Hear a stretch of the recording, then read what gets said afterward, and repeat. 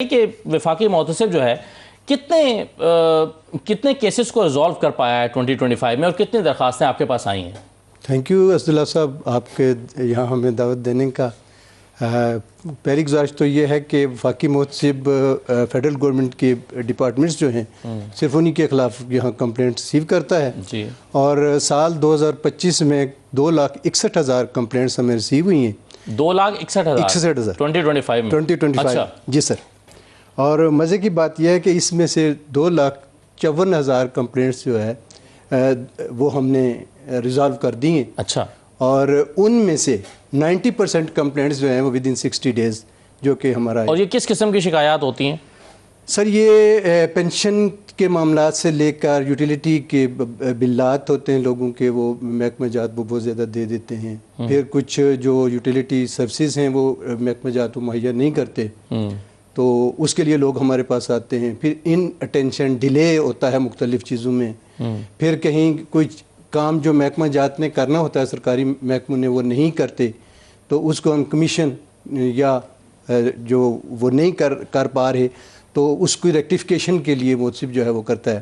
اس کے علاوہ جو وفاقی محتسب ہے سر، کچھ پہلے تو ایک روایتی طور پر ہم کام کرتے رہے۔ 2011 تک جو ہماری پرسنٹیج تھی وہ آلموسٹ کوئی 20,000 پر ایئر ہم کمپلینٹ ریسیو کر رہے تھے اور اس کے accordingly we are disposing of those complaints. But اس کے بعد تھوڑا سا ہماری جو ہے وہ کمپلینٹ زیادہ آنے شروع ہوئی اور سب سے زیادہ جو لاسٹ ہماری جو کمپلینٹس بڑھنا شروع ہوئی وہ 1,10,000 کمپلینٹس تھی جو 2021 میں آئی سر۔ لیکن 2021 کے بعد بہت بوم آیا۔ 2022 میں موجودہ محتسب جو ہیں انہوں نے حلف اٹھایا، اعجاز احمد قریشی صاحب جو آج کل محتسب ہیں ہمارے، تو انہوں نے بہت ساری انوویشن لائی سر۔ ایک تو یہ تھا کہ آن لائن کمپلینٹس کا بہت پہلے اتنا زیادہ نہیں تھا تو وہ انہوں نے آن لائن کمپلینٹ لینا شروع کی۔ ہم نے آن لائن اپنی ویب سائٹ کے تھرو، CMIS کے تھرو، اور پھر اس سال خاص طور پر ہم نے موبائل اپلیکیشن کے تھرو بھی جو تھی ہم نے کمپلینٹس لینی شروع کی۔ تو ان تمام اقدامات کی وجہ سے جو تھا وہ ہمارے پاس کمپلینٹس جو تھی وہ اس کا فلو جو تھا وہ بہت زیادہ ہو گیا۔ لائک وائز سر ہم نے محتسب صاحب نے ایک اور انیشیٹو لیا کہ وہ تھا کہ لوگوں کے ڈور سٹیپ تک جا کے ان کے معاملات حل کرنا۔ اس کو ہم نے ایک OCR پروجیکٹ تھا، او ٹریٹ کمپلینٹ ریزولوشن، تو وہ ہم تحصیلوں میں، ضلعوں میں، ایون کہ بعض یونین کونسل میں بھی جا کے ہمارے جو ایڈوائزرز ہیں وہ جا کے کمپلینٹ ریسیو کرتے ہیں اور وہیں پر دونوں پارٹیز کو بٹھا کے سنتے ہیں۔ سر تیسرا ایک انفارمل ریزولوشن آف ڈسپیوٹ کا ایک نکالا گیا جو ہمارے آرٹیکل 33 میں پہلے سے موجود تھا، لیکن پہلے یہ انفارمل ریزولوشن کا کام ہم نہیں کر رہے تھے۔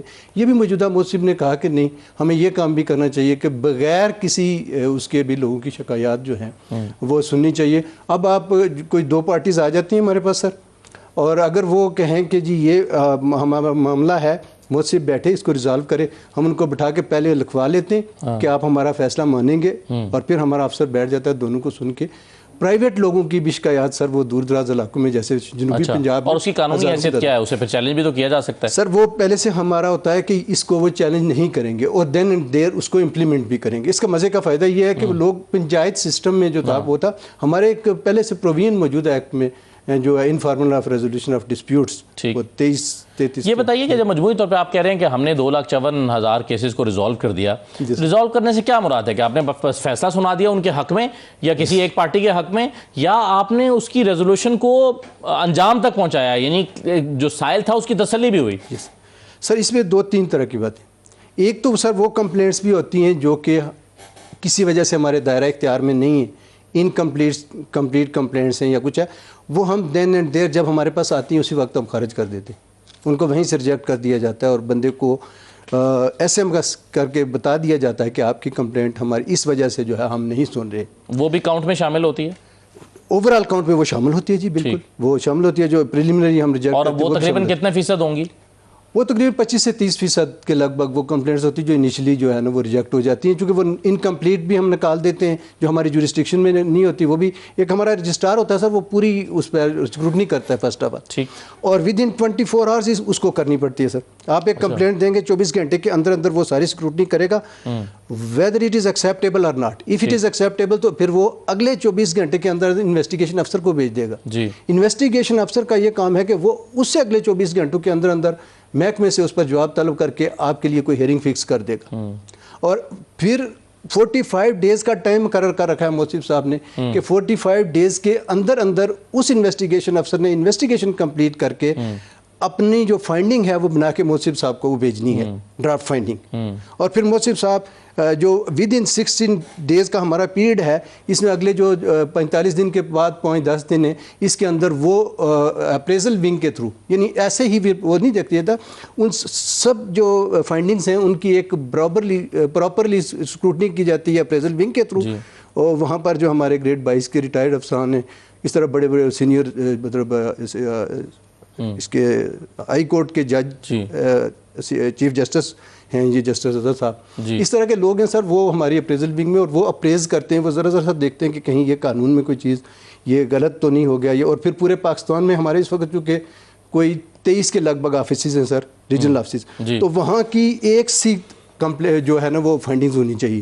یہ نہیں ہے کہ اگر کوئی چھوٹا دفتر ہے تو اس کی لوئر گریڈ کی فنڈنگ ہو, اور یہاں جو ہیڈ آفس ہے یہ کراچی, اسلام آباد, پشاور ہیں, تو ان کی بہت جو کہ یہاں میں اچھے لوگ مل جاتے ہیں, سینئر افسر مل جاتے ہیں, اور چھوٹے دفاتر جو ہیں اس میں سینئر اتنے افسر نہیں ملتے, موسٹلی 20, 21 یا 19 کے افیسر زیادہ تر وہاں پر جو انویسٹیگیشن کر رہے ہوتے ہیں. یہ بتائیے کہ آپ کا انٹرنل اکاؤنٹیبلٹی کا کیا سسٹم ہے, کیونکہ آپ نے کہا کہ جیسے آپ کے ریجنل آفیسز ہیں, چھوٹے آفیسز ہیں, وہاں پر اگر کوئی تگڑا آ جائے, اور ہمارے یہاں انفارچونیٹلی رشوت کا بڑا سرکاری اداروں میں کلچر ہے, تو وہاں پر پھر کمزور آدمی کو کیسے انصاف ملے گا؟ آپ کی انٹرنل اکاؤنٹیبلٹی کیسے؟ سر انٹرنل اکاؤنٹیبلٹی اللہ کا بڑا شکر ہے, اور نہ صرف یہ بلکہ لاسٹ ایئر سر موصف صاحب نے انٹرنل اکاؤنٹیبلٹی کروائی.